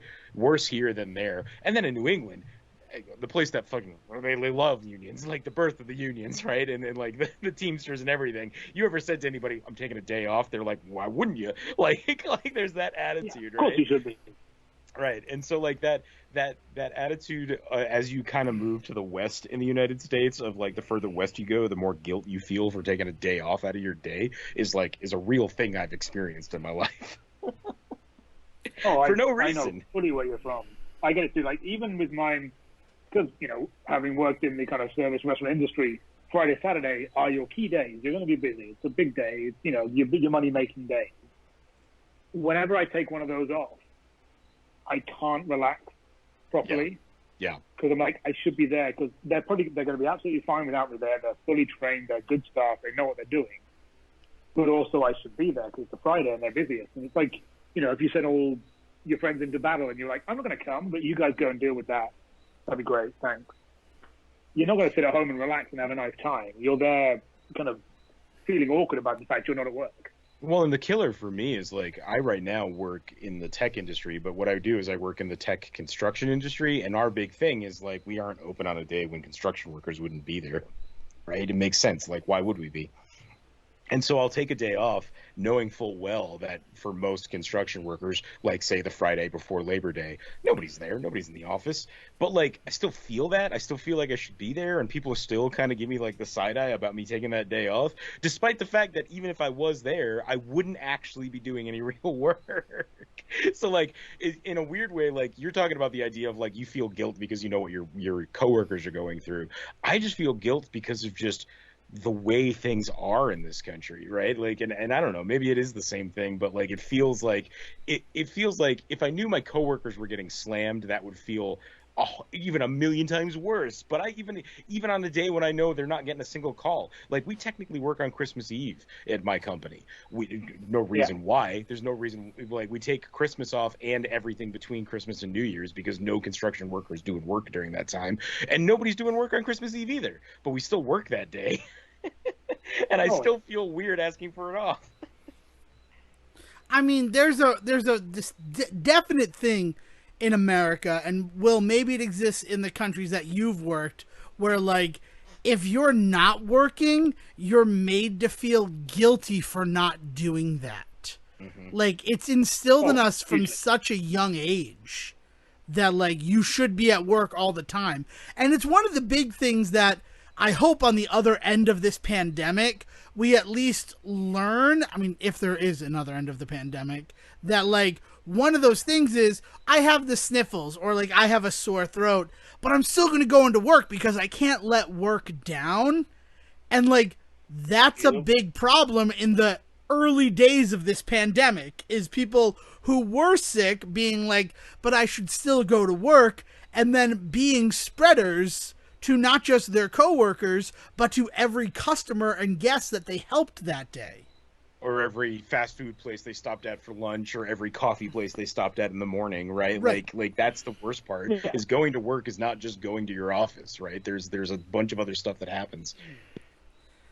Well, yeah, you take a bus, you take a train, you do whatever to get to work, and you meet 70 people on the way in that you're never going to see again, but you've interacted some way with them. And if you've gone, it's just a bit of a cough, I'll be fine. Yep. Which I think as you say, a lot of people did at the beginning of the pandemic, and will still do to this day as well, because you get those people who can't afford to miss a day of work because they need the money. And if I don't work today, then we don't eat on, next week. Or if I don't work today, I don't have a job next week. Because a lot of these jobs, it's like, even if you're sick, you have a legitimate reason for not being there. Like, they're like, well, then you don't have a job. I'm sorry. I'll find somebody who'll come in when they're sick. I can't keep going down this road, but I will share at least one last story about this, because this is just such a depressing thing. But I remember being at URI and my junior year needing just some gas money, because that was the year where things got really bad. 2008, like gas was $5 a gallon, that sort of thing, right? And so I took a job at that Dunkin' Donuts when on the corner of Route 1 and the road into URI, and I went to that job, and I would start at 5 o'clock in the morning and work until 7, and then at 7 o'clock I would leave and go teach a class at 8 o'clock, right? And the last couple of weeks of that job, when the semester was coming to an end, I caught mono. And I was like, I have to stop. I can't go to a food service job with mono. That's ridiculous. I called and I told them, I was like, I shouldn't come in. And my boss was like, you still have 2 weeks with us. And I'm like, look, I will come in a couple of weeks, like, and do a day or two until my time is up, of just like I told you I would. But I have literally gotten a doctor to tell me, you have mono, you shouldn't be near people, never mind near food. And the guy that ran that Dunkin' Donuts, I'll call him out. I don't care. Like, they're just like, you should definitely be here, though. You told us you were going to leave in 2 weeks. You should be here for 2 weeks. And I was like, are you kidding me? And like, they guilted me, and I never went back. I was like, no. In fact, I'm not going to go back for those last couple of days either. So screw off. And like, I was like, any food business that says you should come in even when you're feeling sick, I'm not going to give you my time. So like, I lost that job, and I don't know, like, I was working 3 hours every couple of days, so it's not like I needed it as like a reference or anything either. So I was in a very privileged position to just be like, throw my middle fingers up and walk backwards out the door. But I basically did that because that guy was like, I don't care if you have mono, come put people's bagels together. It's like, okay, no. Serve the customers, stare at their faces. And at that time, not even a mention of anything like put a mask on or anything like that, because this was 2008. Who thought of that sort of stuff when you were sick in America? Right. Even now. Will, with the scathing political commentary from down under. Well, I mean, I'm in week 11 of this current lockdown. It's been interesting. And I think one of the things I struggled with at the beginning, and one of the issues I had, and I still kind of have a little bit of, and I think maybe it's from the hospitality industry, or maybe it's just a work ethic that was drilled into me by, I don't know, family, teachers, friends, whatever it was. I don't like sitting around doing nothing when someone else is working. I find it very hard. And like, my partner sometimes works from home, or she'll have uni work to catch up on or whatever. And she'll be like in the study for a couple of hours doing something. She's like, oh, just watch TV, do whatever you want. I was like, I can't. I find it really weird that she sat here being, studious and getting things done, and I'm like, I'm achieving nothing when someone else is getting stuff done. Yeah, man. That's when I literally like. That's when I take like the bartender's friend to the counter and vacuum for the 9th time that week. But yeah, I get what you're saying, dude. I mean, I like Sejin. I have time that I'm gonna lose, so I turned this Labor Day into a 5-day weekend, and with the inability to go out and do things, like the only thing to do if I'm not working is to sit at home. Today, I was tearing my hair out because like I'm doing nothing. I feel like I'm not living at all just by sitting at home. And be that the American work ethic that I have had drilled into my mind this whole time, or just the fact that like, I mean, the worst, it's the economy, right? We're supposed to work those 5 days so that on those 2 days that we have off, we stimulate the economy by going out and living in the world. So, like, I feel like I'm making no contribution at all just by sitting at home. Literally not earning and not spending in the way that the socioeconomic system has indoctrinated me. And, like, that's fucked up. Pardon the non-family friendliness of it all, but it is. Yeah. And it's this thing that I think is probably going to be, I mean, definitely our generation had it. I believe the generation before had similar. It will be interesting to see, not to call them the pandemic generation, but that kind of, people growing up now who maybe who were in that kind of 15 to 19 formative years when you learn a lot of stuff, be it through school, through your first job, through seeing what your parents do. It's going to be very different for them, having had 18 months of that where you weren't allowed to go and do stuff, and see how that changes their approach to work or their approach to life, and hopefully for all of us to the point where we're like, I'm not going to worry about it as much because you didn't worry about me when we were in lockdown. Like, my work didn't care about me when they shut the bar. They're like, good luck. We'll see you when we reopen again. Yeah, I mean, like... Well, I care about them around. Yeah, this is a conversation way too big for the last few minutes of this episode, but, like, the ways in which that this generation is going to believe or not believe things coming from their own government, right? Like, and I say this as a kid that grew up around 9/11 and the Iraq War and hating George Bush, like, that shaped the ways in which I I interact with the government in the ways that they speak to me and work with me. I don't trust them, but I see them as a necessary evil on some levels. Like as a leftist and as a liberal, I have to acknowledge the fact that, hey, at some point a government coming in and telling you no, like shaking the no can at you, is necessary, right? But that's just the way that I am, and because of the things that grew. Like, can you imagine this generation in 10 years when they're now voters, and the ways in which they were like, well, I remember when the government told me to stay home from school, so school's not that important, right? Like, or God knows what else. I'm oversimplifying it now, only because the complexity of the human mind is like unfathomable. God knows what we're going to look like in a decade. God, in a decade, I hope that those people who are voting, this next generation, the pandemic generation, it's a terrible term, but like, I also love that we've turned into a roundtable, real time with Bill Maher, like type political discussion show in these last few minutes of the Labor Day episode. But like, I certainly hope that like, going from Trump, who called himself a Republican, and then to Joe Biden, who's like, I'm a Democrat, like, and seeing that like, well, both of them kind of have their demons, that like we might be able to have a huge upheaval to our political like system and move away from the two-party system and get back to real political issues and issues about humanity. But then like on the other hand, in 10 years, I kind of just hope humanity is alive. Yeah. That like we're still on the planet. There's no zombie apocalypse and we're allowed outside. To put a more worldview on it, since we have Will here too, like we should respect the fact that, hey, we have people outside of this country that actually pay attention to us. Like, there's also this idea of political identity being like identity being tied to politics, and I think that's really the bigger thing. Like, it's not just a matter of like, oh, the Republicans and Democrats are both kind of screwed in their own ways, but the idea that our personal identities have to be tied to that is really something that I hope that we get away from again. There was a long period where I think we tricked ourselves into thinking we had learned that, and then quickly realized in the new millennia that was not the case. And I hope that we do actually, for the first time in history, realize that we don't have to tie ourselves to some political party in order to like feel good about ourselves. The scarier thing, Sejan, is not us identifying as political, as our political leanings. It is our political leaders identifying as the beliefs of their constituents, right? It is the people in Texas right now fighting so hard against mask mandates for students because they know that if they don't do that, they might not get reelected and keep the Republican Party in power there. Meanwhile, pissing off the Republican Party by putting a bunch of government intervention into their healthcare laws currently, right? Which I don't even want to like. That's a whole other episode, right? But it is one of those things where, like, what you're talking about is like, I am not just myself; I am my political self.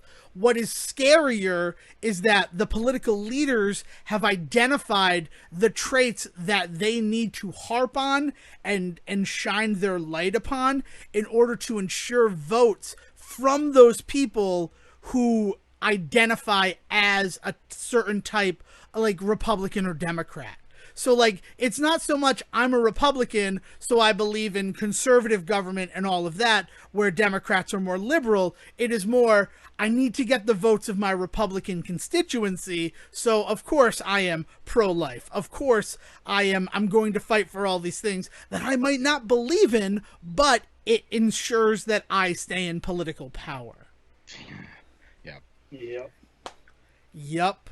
So I think guys, that's enough fun for this episode, right? I got Labor Day jokes. You want some Labor Day jokes? I would love some Labor Day jokes. Absolutely. This might hit a little too close for home for some this Labor Day, but you know the best way to celebrate Labor Day? No. What's the best way to celebrate Labor Day? Filing for unemployment. Hey. Bam. Oh man. All right, but there's some other ones here. If a train station is where a train stops and a workstation is where a bus stops, what is a workstation? Where the buck stops? Oh, hey, it answered. Wasn't expecting that. Good answer. All right. Well, I'm going to spend this Labor Day putting my liver to work, so we'll talk about that. All right, but here we go. This is it. This is the ultimate Labor Day joke right here. Did you hear? Wait, hold up. ladies and gentlemen who are listening, Will, Sejan, the claim that this is the ultimate Labor Day joke has been placed on the table. Please let us know if you agree or disagree with that at thesayreport.com on Twitter. Siege, the floor is yours again. Did you hear about the ultimate Labor Day joke? It really doesn't work so well. I mean, I thumbs up from Devin Decker. I mean, I laugh. I enjoyed that. I don't laugh at anything. It's why I didn't get into BYOI, Bring Your Own Improv, because I wasn't supportive of other people's improv scenes. Yeah. The audience for Blithe Spirit. That doesn't work for me either. Oh, man. All right, boys. This has been a very good one. I'm just very happy to celebrate the holiday with you. I have to say, thank you both. Yeah, this is, Will, take the floor, and then I'll wrap this one up. No, it's been lovely to be back involved on a day when, you know, we can put some work in on a day that's against work or for work. I'm not really sure from all the things you've taught me today. But it's certainly been good to talk, and I'm glad we could get a lot of stuff out there. Agreed. And whether you're having a cookout today or just sitting at home celebrating Day Beer Day, and however you're celebrating your Labor Day, thank you for spending it with the Say Report. And again, sorry, we don't make good on our promises, so we didn't stay family friendly. But is that what you want from the Say Report? We're a show about everything, and unfortunately, bawdy, cuss-filled language, that's part of the rich miasma that everything entitles. So, did we fail on a promise to be family friendly, or did we deliver on our promise of being a show about everything? Stepping on Sejan's beautiful joke about too much work. All right, so Will, you're our guest. It's always a pleasure to have you. It's been too long, almost 18 months, right? I honestly think the last time we had you was for our High Fidelity episode. Maybe we did some Brendan Fraser stuff in there, but it's been too long, and you always have a place here.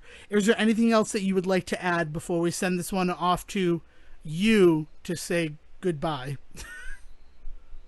No, I just want to say, you know, whether you're celebrating Labor Day today, whether it's the second Monday in March or October or May, depending where in Australia you might be, I hope you can drink as many day beers as possible and enjoy yourselves. Excellent. And do you want to tell the people where they can find you out in the world, or is this enough? Is this where they can find you when you are lucky enough to join us? No, if people appreciate things I say, or even don't appreciate things I say, then I you know, sounds great. I'd love to hear from you. I am on Twitter at Fournier09. That is Fournier09. Excellent. Thank you very much. Sejan, your final thoughts? Yeah, you can find me at Siege vs. the World, and hit me up if you're working on Labor Day, because you are truly doing the Lord's work. All right. And if you would like to help me contribute to my grand thesis about the Peach Revolution, because I've given up that other thesis that I introduced way at the beginning, you can find me on Twitter at Devin D. Decker. That's DEVONDECKER. And also, I'd really like to hear if you're a Beach Boy member. There's been so many members of the band. Just tweet and say hi. It just lets me know that you're out there and that you're listening to the Say Report.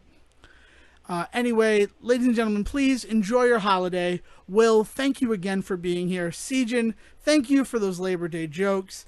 And until next time, just keep your stick on the ice, to steal from the Red Green Show. Thanks, and have a great day, everybody. Farewell. Thank you for listening to the Say Report with your host Devin Decker and Sejan Serwick. Please follow the guys on Twitter and Facebook by searching for The Say Report, and you can always subscribe on your podcast channel so this is delivered straight to you and you can enjoy it every week. With apologies to your mother, we'll see you next time.